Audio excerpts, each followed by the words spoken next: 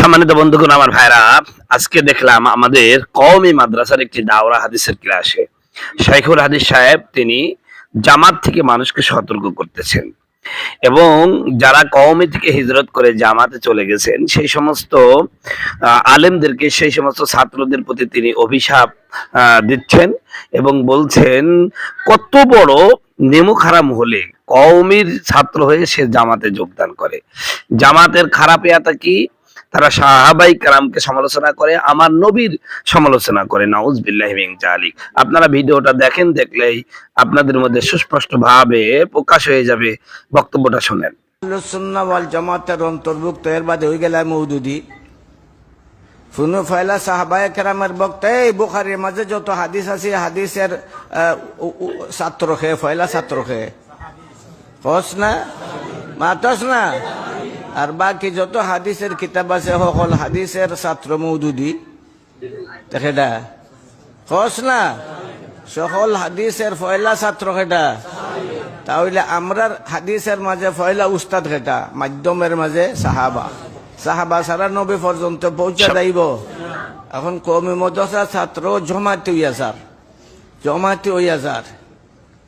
হইয়াছার বুখারী পড়ে, মুসলিম পড়ে, আবু দাউদ পড়ে, তার বাপের বাপ সকল উস্তাদের উস্তাদ হইল সাহাবা। সকল উস্তাদের উস্তাদ।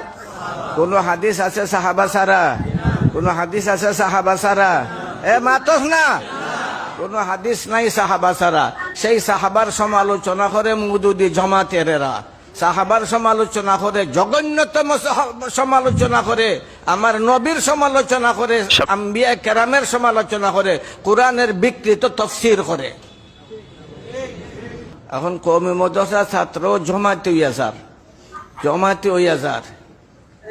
হইয়াছার মোল্লা হল জায়গা, আজকে মোল্লা হল জায়গা। সম্মানিত ভাইরা, আপনারা বক্তব্য শুনলেন।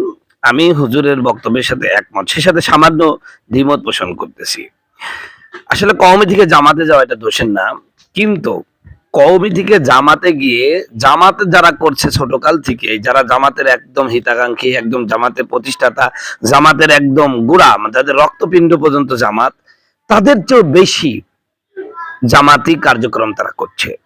মানে জামাত থেকে যারা প্রথম থেকে জামাত, তারা কওমি যতটা বিরোধিতা করছে না, তার চেয়ে আমাদের কওমি থেকে যে জামাত যারা যোগদান করছে তারা কওমির বিরোধিতা বেশি করতেছেন এবং কওমি আলেমদেরকে বেশি তুচ্ছতাচ্ছিল্য করছে। জামাতের যারা আগে থেকে জামাত, তারা কিন্তু অতটা তুচ্ছতাচ্ছিল্য কওমি আলেমদেরকে করতেছে না, বরং কওমি থেকে গিয়ে কওমি আলেমরা হলো কওমিদেরকেই বেশি তুচ্ছতাচ্ছিল্য করছে। এর মূল কারণ কি জানেন? ওই যে আমরা বাংলাদেশের যে রাজনৈতিক দলগুলো আছে, এর মধ্যে আমরা দেখি একটা বিষয় যে অন্য দল থেকে যখন বিএনপি বা আওয়ামী লীগে কেউ যোগদান করে, তখন দেখেন ওদের বিএনপি প্রীতি জামাত এই হলো আওয়ামী লীগ প্রীতিটা একটু বেশি হয়।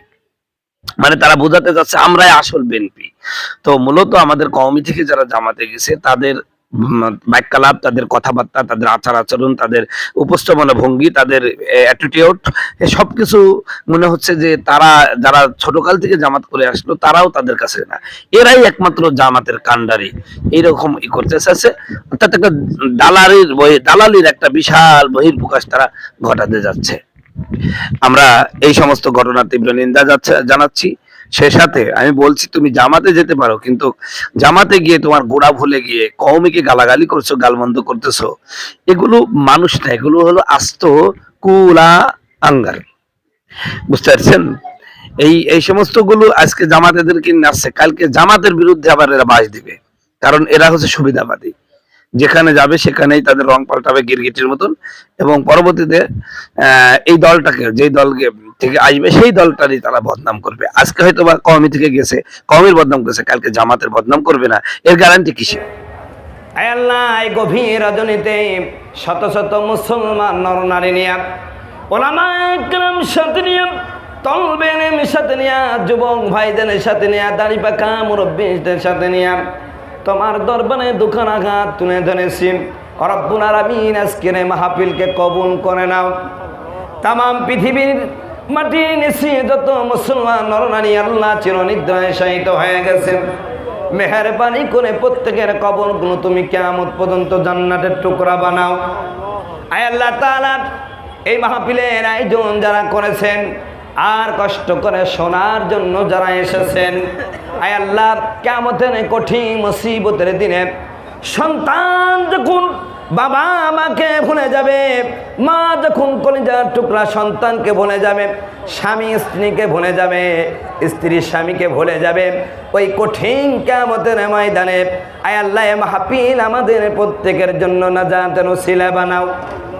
ইয়া রব করম তুয়াগার করে ও বাদে জুবা কো জু দিল পরাসন করে। সুবহান রাব্বিকা রাব্বিল ইজ্জাতি আম্মা ইয়াসিফুন ওয়া সালামুন আলাল মুরসালিন আলহামদুলিল্লাহি রাব্বিল আলামিন। ওয়া জানা আখির কালিমাতিনা ইনদাল মাউতি লা ইলাহা ইল্লাল্লাহু মুহাম্মাদুর রাসূলুল্লাহ লা ইলাহা ইল্লাল্লাহ। জনে লা ইলাহা ইল্লাল্লাহু মুহাম্মাদুর রাসূলুল্লাহ সাল্লাল্লাহু আলাইহি ওয়াসাল্লাম। কাটন দারুল মাদ্রাসা কর্তৃক আয়োজিত আজকের এই তাফসীরুল কোরআন মাহফিলের মাননীয় সভাপতি মঞ্চস্থ হযরত উলামায়ে কেরাম, আমার সামনে উপবিষ্ট ইসলাম প্রিয়, কোরআন প্রিয়, তাওহীদি জনতার একাংশ, পর্দার আলে উপবিষ্ট শ্রবণরত আমার সম্মানিত মা ও বোনেরা, সকলের সাথে আরেকবার সালাম বিনিময় করছি, বলছি আসসালামু আলাইকুম ওয়া রাহমাতুল্লাহ।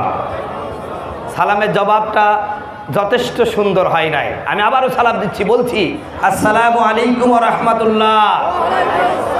মাশাআল্লাহ, আপনারা বুঝতে পেরেছেন, আমার কথা রিসিভ করছেন, বুঝতে পারছি। প্রিয় ভাইরা আমার, আজকের এই মাহফিলে এসে আপনারা খুশি না বেজা? জোরে জোরে বলেন, পুরুষের মতন বলে, খুশি না বেজা? খুশি কেন হলেন জানেন কি? খুশি তো হতে হবে কিছু লাভ পেলে, কথা বলুন ঠিক কিনা? আজকের যে মাহফিলে এসেছেন কি লাভ পেয়েছেন এটা কি আপনারা জানেন? কথা কয় না, জানেন? প্রিয় ভাইরা আমার, আপনারা মনে করেন এই আমরা যে কাজে, আমি যে বাংলাদেশ থেকে এখানে আসছি, এখানে আমার কিছু লাভ আছে, কথা বলেন ঠিক কিনা? লাভ না থাকলে কি কষ্ট করে আসতাম ভাই? আসতাম না। নিশ্চিত এখানে কিছু লাভ আছে যে কারণে আমি এসেছি। আপনারা যে এসেছেন আপনাদেরও লাভটা জানার দরকার, কারণ লাভ জানলে সেই জিনিসটা অর্জন করতে কষ্ট হলেও কোনো ব্যাপার, কথা বলুন ঠিক কিনা? তো আগে লাভটা বলি। লাভ হলো এশার নামাজ পড়ে কেউ যদি, কোনো নরনারী যদি আল্লাহর কোরআন বোঝার জন্য সামান্য সময় ব্যয় করে, আল্লাহ রাব্বুল আলামিন ওই ব্যক্তির আমল নামায় 500 রাকাত কবুল নামাজের সওয়াব দেয়া দেন। বলেন সুবহানাল্লাহ। কয়শো রাকাত কবুল নামাজের সওয়াব? 500 রাকাত।